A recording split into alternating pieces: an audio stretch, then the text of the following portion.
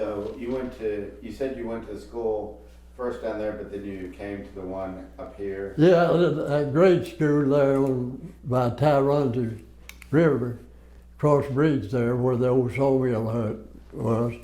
I went to school there.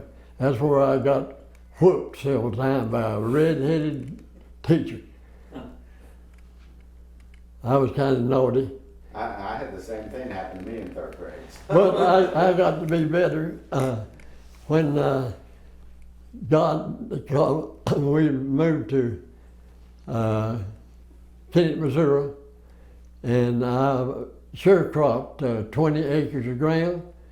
And my wife, I was out in what started off, a preacher wanted me and my brother help to build a brush arbor. And so we helped build a brush arbor. He had a little store over there and built it with a store, and the preacher did. And so revival started on a Sunday night, and I got under conviction. And I was put over the worst night I ever put over in my life. But next night I didn't think they was going to ever give an altar call, and I was saved, and I was in the field chopping cotton by myself. This 20 acres my wife was sitting up on. We lived in the bean house, and she's sitting on the porch pregnant with my son, and so I like about 20 foot being out to the far end of chopping the cotton, and God called me to preach. And I never had such feeling in my life. I never did finish that roll out. I put the hoe across my shoulder and walked to the house, and my wife sitting on the front porch. She said, "What's wrong, Winford?" I said, "Nothing." She said, "You're pale as a corpse." And I said, "Yeah, God has called me into the ministry. I got to go and see Brother Dortch." Brother Dortch run the little store where the brush arbor was built. So I preached my first sermon at his church. It was General Baptist. It was a Baptist church at Gideon, Missouri. How many years did you preach? Well, I pastored for 40 years. Wow. And I pastored in Oklahoma, Missouri, Illinois, Arkansas. I retired ministry about 18, 19 years ago in Florida. I retired from ministry. Where were you in Florida? And I helped build 2 churches in Brooksville, Florida. And that's where I retired. And me and my brother, we run a trailer park there in Florida. And he left and moved back to Illinois. And then just me and my wife there, and I had 2 granddaughters that I raised. They lived in Jonesboro, going to college, so I sold my house and stuff all out, and we moved to Jonesboro, where my granddaughter was. My daughter was a school teacher at Naples. She retired from teaching school in Naples, Florida. And we moved to Jonesboro, and my son was a pastor in Atlanta, Georgia, and he was on Angel Network. That's Worldwide Christian Network. He was on there 2 hours, 5 nights a week, from 7 to 9. And he was in bad health, had pancreas problems, and he was in the hospital and passed away. Well, he was in the hospital, and we went to, day after Christmas, our daughter came from Florida, and so we took her by the airport in Memphis, and she went back to Florida, and we went on to Atlanta because he was in the hospital. And we come out of his room, and my wife had a heart attack, and they rushed her into the emergency room, operated on her, and she passed away. And I came back to Jonesboro without her. What are some of your best memories of growing up here? Well, I guess going to school and knowing that getting acquainted with the people around us and us boys. We got a bicycle and we'd ride our bicycle. But I enjoyed Dice a great deal. I enjoyed living here. Every Saturday evening, Daddy'd bring us to the center in the wagon. That's the only way we had to go. And he'd give me a quarter. And I'd go to show for a dime. And I'd get a sack of popcorn for a nickel. So I had a dime left.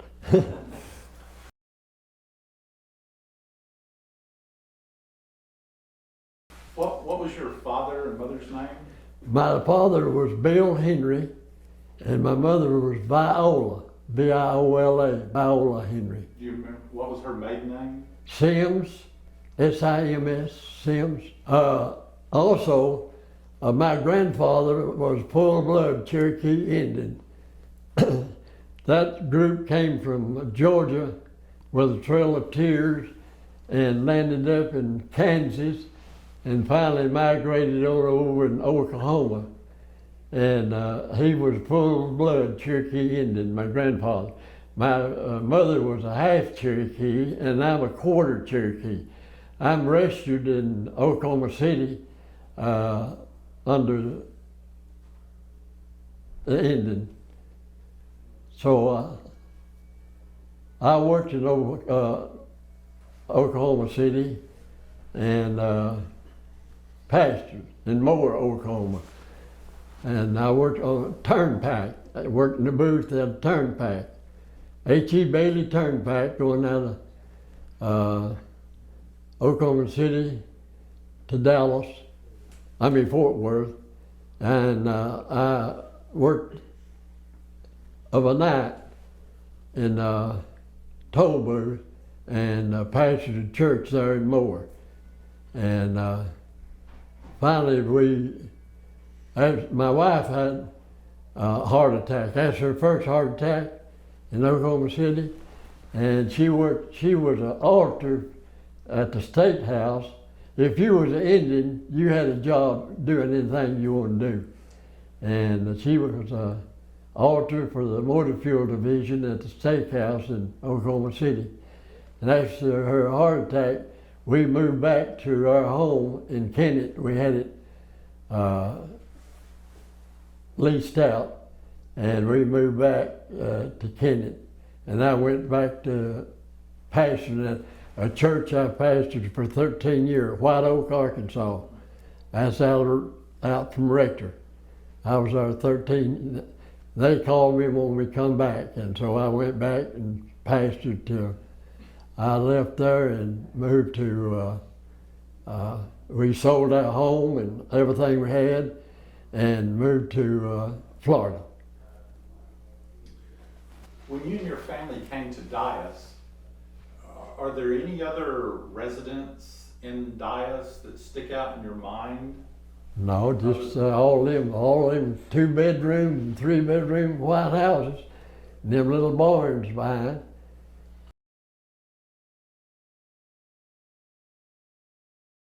Were there any people in Dias that, Oh yeah, there's some lived. that you remember specifically?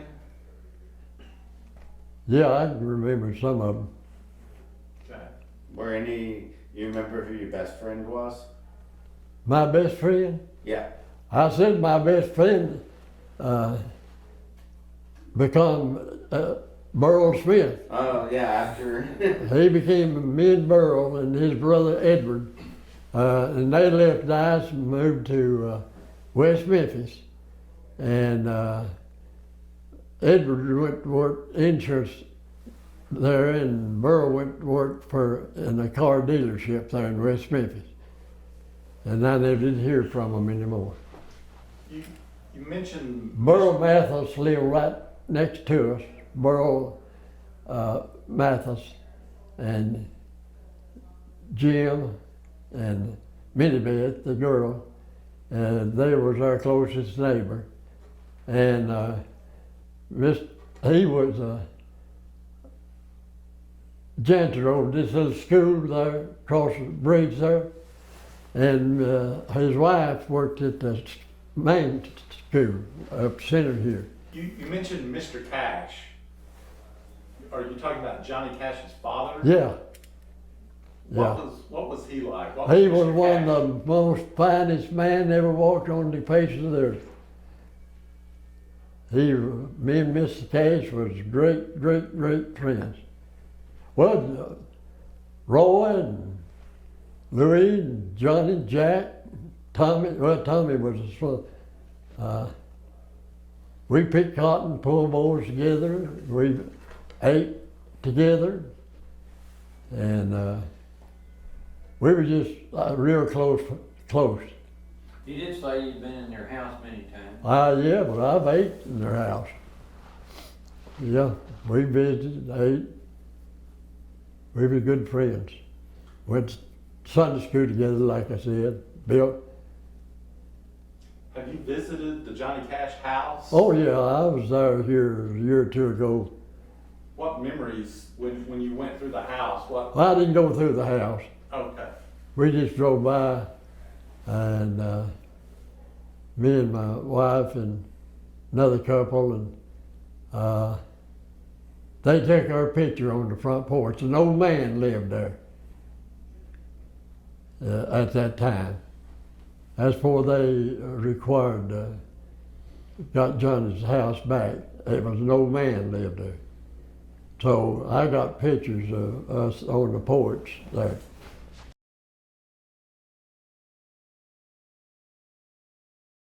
Are there any other stories that you can think of, either about Dias in the early days after you moved here? No, all I can remember, we just always looked forward to Saturday come, cause we get to come to city. And one thing I can remember and never forget, when they had the dedication of the monument of W.R. Dias, you know it's a monument out here. Well, they had a big dedication of that monument, and Miss Roosevelt came to that. And I got to meet and see Eleanor Roosevelt. She came to that dedication. Now, that's one thing I'll never forget. Did you speak with her? I sure did. Do you remember your conversation with her? No, I just spoke to her. What was it like when people found out that Miss Roosevelt was coming to Dias? Well, I didn't really know if they knew that she was coming. I didn't. So But we came to the dedication and she showed up. Was there a lot of people there for the dedication? Quite a few, yeah. Because that's the only place we had to go in Dias to the center. Yeah.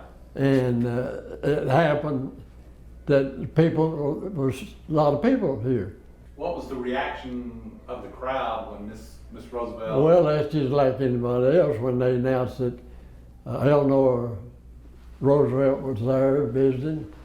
Naturally, everybody, clapped, and I don't remember what all she said, but she talked about Mr. Dias and different things, and appreciated getting this Dias started, this colony for people that needed help and a place to start life, and that's just about what it was.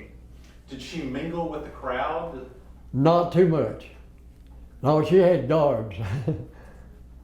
How did you get to meet her? How did you get to visit with her? I just walked up and spoke to her. Didn't have enough sense to know nothing. Bodyguards was around her. But I remember speaking to her,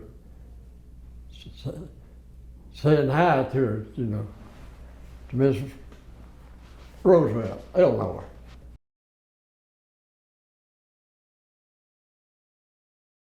So I know that you had moved away by the time Johnny was involved in the music, but, No, in the real well, I mean, music.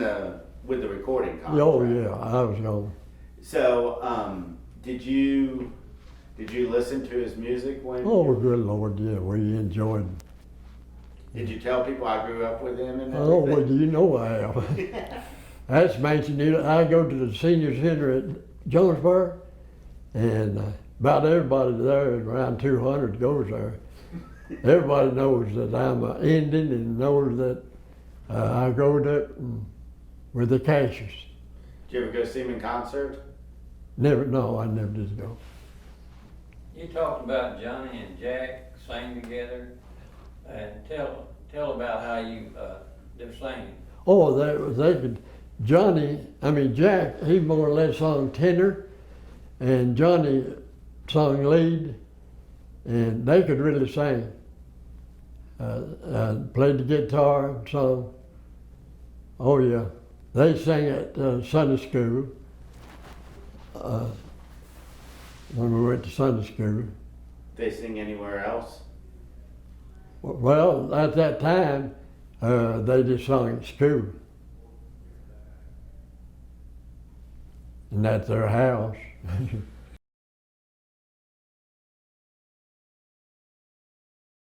Well, was Mrs. Cash a good cook?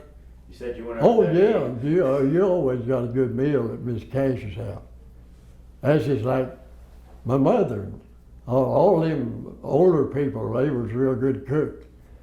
We raised, had a garden, and we raised what we ate, corn, garden stuff, and our meat, and we had our own hogs that we'd kill and have our own meat. If you wanted to buy something like food or clothes or anything like that, where did you buy it at when you lived in Dias? Here at Dice, What was the name of the store? I don't know. Do you remember There's a that? big store. It's a grocery store, and they had. I don't remember all. I remember the store, but the barber shop, and filling station, and then they had the big barn deal down there where they kept the mules. See, all that stuff was gave to us.